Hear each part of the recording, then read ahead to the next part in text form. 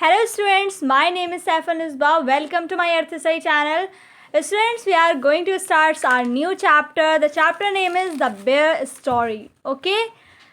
हम पढ़ने वाले हैं इस चैप्टर में बेयर के बारे में और इतनी इंटरेस्टिंग स्टोरी है. आप लोग पढ़ेंगे तो लास्ट में कहेंगे ये क्या हो गया.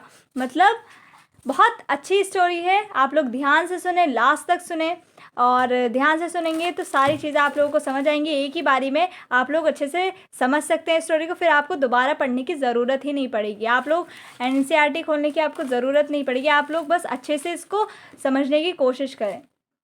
The lady in the manor house had a bear as pet. It was a most friendly bear who loved vegetables, apples and honey. He roamed freely during the day but was put on the chain at night.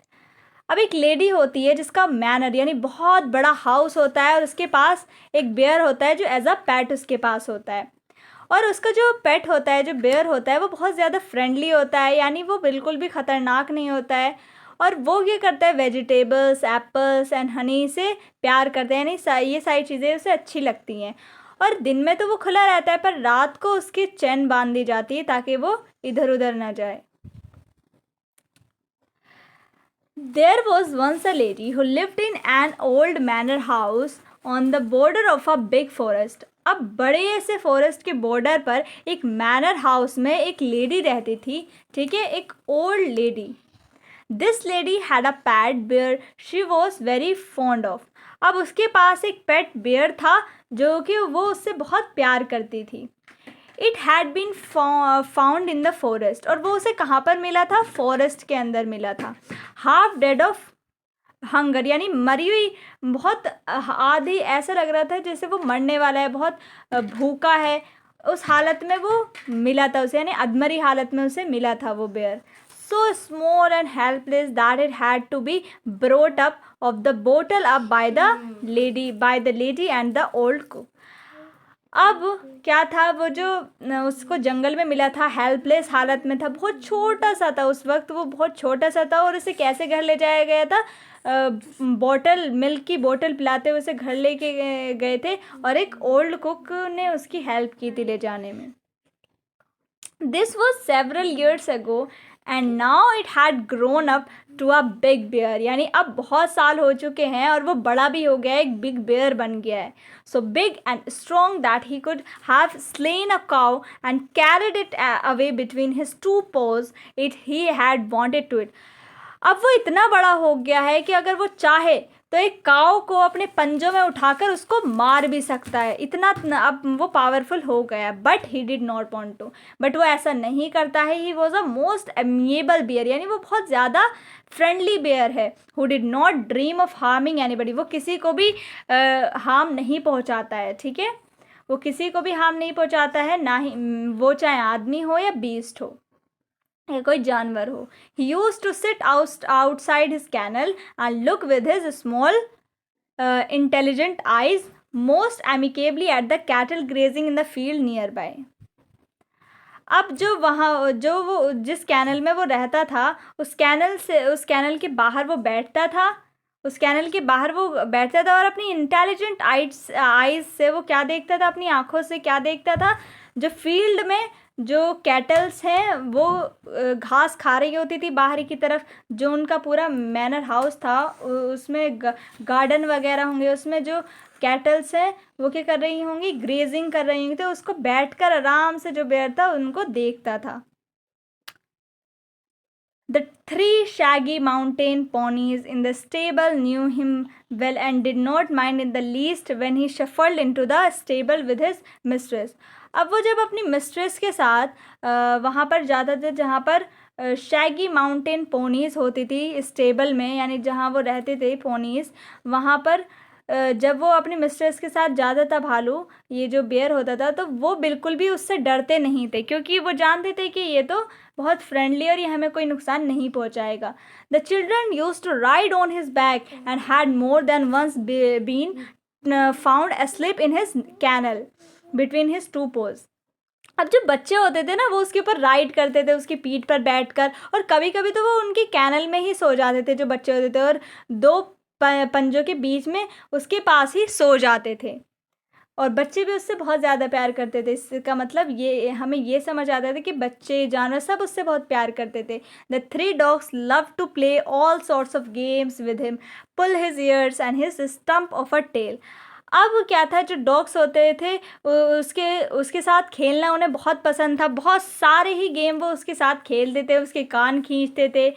और उसकी छोटी सी पूंछ थी, ठीक है। हाँ, छोटी सी उसकी पूंछ थी और उसे टीज करते थे, यानी चिढ़ाते रहते थे every day, but he did not mind, but वो ज़्यादा माइंड नहीं करता था, it in the least.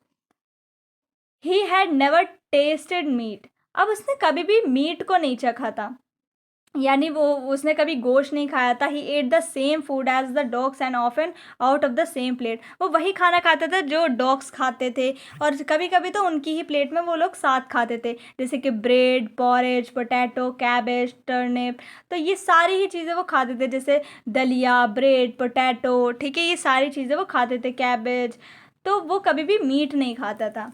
He had a fine appetite, और उसकी अच्छी खासी भूख थी, ठीक है, अच्छी खासी उसे भूख लगती थी। And his friend the cook saw to it that he got his fill. अब जो कुक होती थी वो उसे देखती थी कि उसने कितना खाया और उसका पेट भरा या नहीं, तो वो जो कुक थी वो ये सब देखती थी। Bears are vegetarians if they have a chance. अगर हम उन्हें चांस दे तो जो बेयर्स होते हैं वो वेजिटेरियन भी होते हैं। And fruit is what they like best, और उन्हें सबसे अच्छा क्या लगता है, फ्रूट्स लगते हैं, फल। In the autumn, he has used to sit and look with wistful eyes at the ripening apples in the orchard. अब वहाँ जो बगीचा था, orchard यानी बगीचा, वहाँ पर जो था बड़े से हाउस में, तो वहाँ पर ऑटम में क्या होता था, उस पेड़ पर क्या थे, राइपनिंग एप्पल्स आते थे, यानी पके हुए एप्पल्स आते थे उस पेड़ पर ऑटम के सीज़न में। तो वो जो था बेयर अपनी लालच भरी नज़रों से उन्हें देखता रहता था। And in his young days he had been sometimes unable to resist the temptation, यानी जब वो छोटा था तो वो अपनी टेम्पटेशन यानी डिज़ायर्स को रेसिस्ट नहीं कर पाता था। और कभी कभी क्या होता था, टू क्लाइम द ट्री, वो पेड़ पर चढ़ता था, एंड हेल्प हिमसेल्फ, खुद की ही मदद से, to a handful of them. Bears look clumsy and slow in their movements. अब क्या होते हैं, बेयर्स एकदम क्लमसी से होते हैं, ऐसे मोटे से होते हैं ना, तो वो बहुत स्लो स्लो से चलते दिखाई देते हैं हमें जब वो चलते हैं तो। But try a bear with an apple tree and you will soon find out that he can easily beat any school boy at that same। लेकिन जब उन्हें मतलब फलों की बात आती है, मान लो उनके सामने एप्पल रख दिए ना किसी ने भी, तो वो इतनी तेज़ दौड़ते थे कि वो स्कूल बॉय को भी हरा सकते हैं रेस में। वो इतनी तो तेज़ जो हैं वो दौड़ते हैं अगर उनके सामने एप्पल रख दिए जाएँ तो। और and he now he had learned that it was against the law, but he kept his small eyes wide open for any apples that fell to the ground। Now लेकिन वो अब समझ गया है कि उसे इस तरह से पेड़ पर चढ़ना नहीं है, लो को तोड़ना नहीं है, क्योंकि उसे इस बात पर डांट भी पड़ी थी। There had also been some difficulties about the beehives। अब कुछ डिफ़िकल्टीज होती हैं उसकी beehives के साथ। He had been punished for this. अब beehives पेड़ पर रहती हैं, मतलब जो मधुमक्खियाँ होती हैं वो पेड़ पर रहती हैं, ठीक है। He had been punished for this by being put on the chain for 2 days with a bleeding nose and he had never done it again. अब उसने एक बार क्या शरारत की थी कि उसने हनी चुराया, हनी को पेड़ पर से चुराया उसने। तो उसको बहुत ज़्यादा डांट पड़ी, क्यों, क्योंकि उसकी नोज़ पर भी ब्लीडिंग हो रही थी, क्योंकि मधुमक्खियों ने उसे काट लिया था। तो उसको 2 दिन तक चेन में बंद रखा था पनिशमेंट के तौर पर। Otherwise, he was never put on the chain except for the night and quite rightly so। तो बस रात में ही उसको चेन में बांधा जाता था, ज़्यादातर तो रात में ही बांधा जाता था उसको। For a bear like a dog is apt to get somewhat ill-tempered if kept on the chain, and no wonder। अब ये बात हमें पता है कि ये डॉग्स वगैरह जो होते हैं और ये बेयर्स वगैरह, इनको चैन में बांधना रात में ज़रूरी है, क्योंकि ये थोड़े से एंग्री हो जाते हैं जल्दी, और इसीलिए ये सेफ्टी के लिए इनको बांधना ज़रूरी है रात में। तो ये जो बेयर था ये थोड़ा सा शरारती भी था, जैसे कि इसने बीज के साथ बीज का हनी चुराया और फिर उसको कैसे डांट पड़ी, और एप्पल्स वो खाता था। अब हम आगे पढ़ते हैं. He was also put on the chain on Sundays when his mistress went to spend the afternoon with her married sister who lived in a solitary house on the other side of the mountain lake. अब mountain lake के other side में एक solitary house है, यानी बिल्कुल जो जहाँ पर वहाँ पर कोई और घर नहीं था उसके आसपास, वो खाली एक घर था वहाँ पर. और वो उसकी सिस्टर, मैरिड सिस्टर यानी शादीशुदा बहन उसकी वहाँ पर रहती थी. किसकी? मिस्ट्रेस की शादीशुदा बहन वहाँ पर रहती थी. और वो हर संडे को वहाँ पर जाती थी अपने बेर को चैन बांध कर. और तभी वो उसको चैन बांधती थी, पूरा दिन तक वो चैन में बंधा होता था संडे के दिन, क्योंकि वो आफ्टरनून यानी दोपहर के टाइम में अपनी मैरिड सिस्टर से मिलने जाती थी. A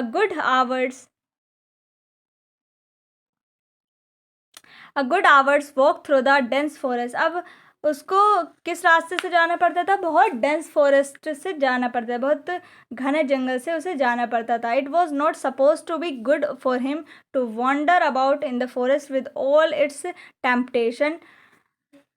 it was better to be on the safe side. अब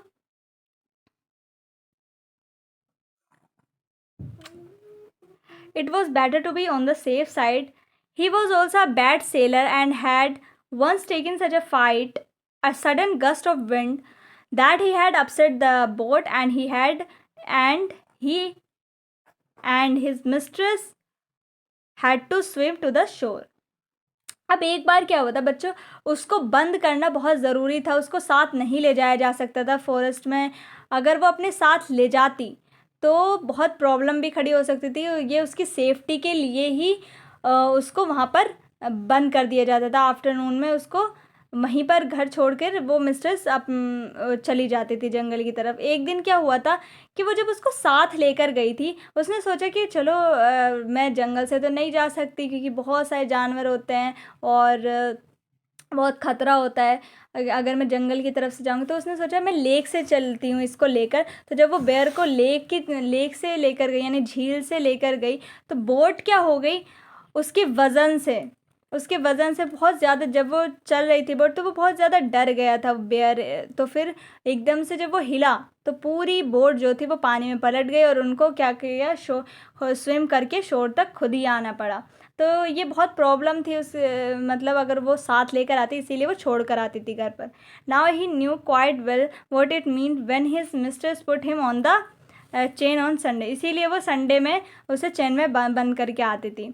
with a friendly tap on his head, और एकदम उसके सर पे हाथ रख के आती थी, टैप करके उसके सर पर, और उससे प्रॉमिस करती थी the promise of an apple on her return if he had been good during her absence. वो कहती थी कि मैं जा रही हूँ और मैं तुम्हारे लिए क्या लेके आऊँगी, एप्पल्स लेके आऊँगी. वो उससे प्रॉमिस करती थी. He was sorry but resign. अब उसे बुरा तो लगता था बेयर को कि मुझे क्यों नहीं ले जा रही, बट वो एक अच्छे डॉग की तरह था, वो उसकी बात मान लेता था. When his mistress tells him he can not come with her for a walk, और वो उससे मना करती थी कि तुम मेरे पीछे नहीं आना, तो वो बात मान लेता था. One Sunday when the lady had चेंड him up as usual and was about halfway through the forest. अब हर संडे की तरह उस संडे भी लेडी ने क्या किया, उसको चेन में बंद किया और फॉरेस्ट की तरफ निकली. और आधे रास्ते ही वो फॉरेस्ट के पहुंची थी. She suddenly thought she heard the cracking of a tree branch, और सडनली उसे एक आवाज़ आई ब्रांच टूटने की.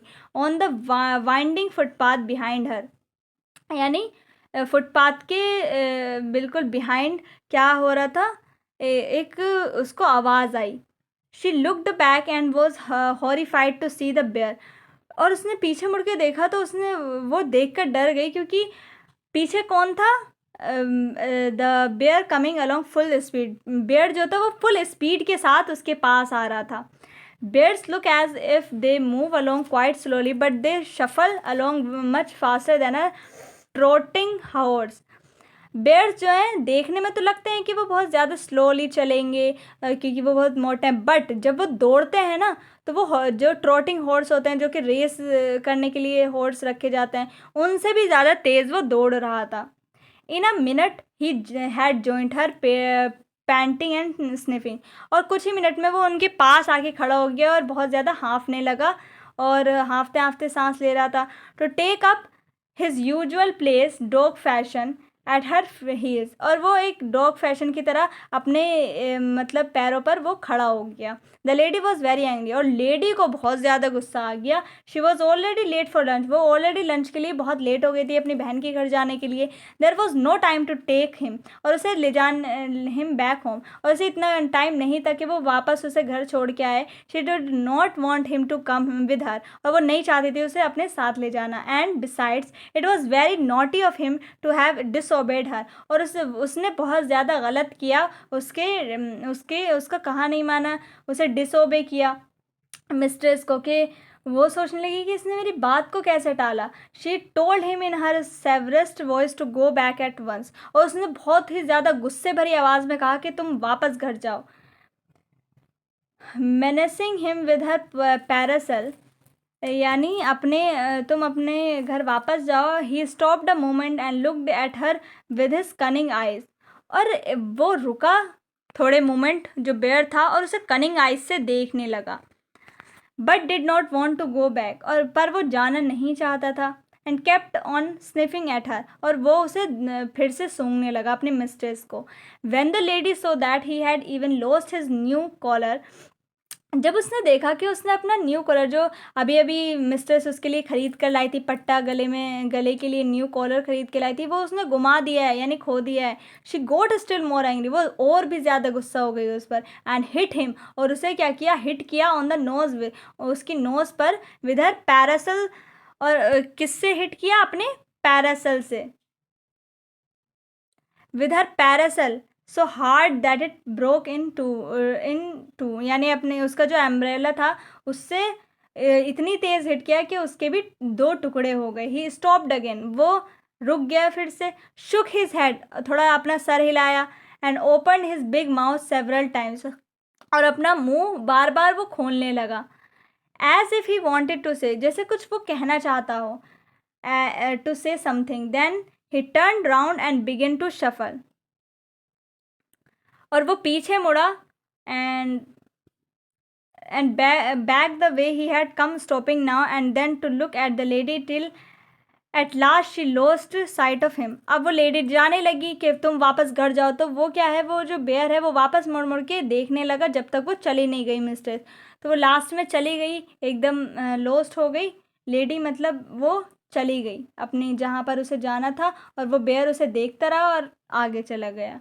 When the lady came home, जब लेडी घर वापस आई इन द इवनिंग में, the bear was sitting in his usual place, और बेयर जो था वो अपनी यूजुअल प्लेस में पर ही बैठा था। आउटसाइड हिज कैनल, यानी अपने कैनल के बाहर बैठा हुआ, looking very sorry for himself, और उसे बहुत सॉरी फील हो रहा था अपने आप में। The lady was still very angry, और जो हमारी ये लेडी हैं वो बहुत ज़्यादा गुस्से में थी। She went up to him and began to scold him, और उसके पास वो गई और उसे बहुत ज़्यादा डांटने लगी। Most severely and said he would have to be chained for 2 more days, और क्या कहने लगी कि अब तुम 2 दिन तक चेन में बंद रहोगे। The old cook who loved the bear as if he had been her son rushed out from the kitchen very angry. अब जो ओल्ड कुक थी, जो उसे बहुत प्यार करती थी बेयर को, तो वो जल्दी से उसकी आवाज़ सुनकर कि वो डांट रही हैं उसको, जल्दी से किचन से बाहर आई। What are you scolding him for miss, said the cook. Cook ने क्या कहा कि मिसेज आप क्यों इसको डांट रही हैं। He has been as good as gold the whole day, यानी ये तो बहुत अच्छे बच्चों की तरह यहाँ पर बैठा था पूरे दिन। Bless him, he has been sitting here quite still on his haunches as meek as an angel, looking the whole time towards the gate for you to come back। यानी कुक ने क्या कहा, ये तो सारा दिन बैठा हुआ अपने हॉन्चेस पर, सारा दिन बैठकर एक एंजल की तरह, और आपका इंतज़ार कर रहा था कि आप कब वापस आएंगे, और बस गेट को ही देखे जा रहा था कि आप कब वापस आएंगे, तो आपका इंतज़ार कर रहा था। तो बच्चे इससे क्या समझ आता है, ये तो जब बेयर यहाँ पर बैठा हुआ है, तो वहाँ पर कौन था जो हम जंगल में बात कर रहे थे, जंगल में जो बेयर आया था मिस्ट्रेस के पास, तो ये कुछ अजीब है। हाँ, वो था वाइल्ड बेयर, यानी वो जंगली बेयर था एक, और ये बेचारा क्या था, ये तो अपने घर पर ही बैठा हुआ था जो मिस्ट्रेस का बेयर था। और उन्होंने किसको इतनी डांट सुना दी और मार भी पड़ी उसको। अम्ब्रेला से उन्होंने मारा भी एक वाइल्ड बेयर को। तो थोड़ी फनी स्टोरी भी है ये। तो चलिए बच्चों, ये आपकी स्टोरी जो है वो यहीं पर कंप्लीट होती है। नेक्स्ट वीडियो में हम इसके क्वेश्चन आंसर कंप्लीट करेंगे। तो चलिए मिलते हैं नेक्स्ट वीडियो में, तब तक के लिए bye bye and take care.